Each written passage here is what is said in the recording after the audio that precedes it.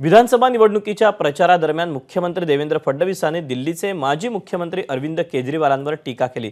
देशात सर्वात बेईमान केजरीवाल आहे असं अण्णा हजारेंनी मला सांगितलं असं फडणवीस म्हणाले। झोपडीमध्ये राहणारे केजरीवाल आता महालात राहायला गेल्याची टीकाही फडणवीसांनी केली।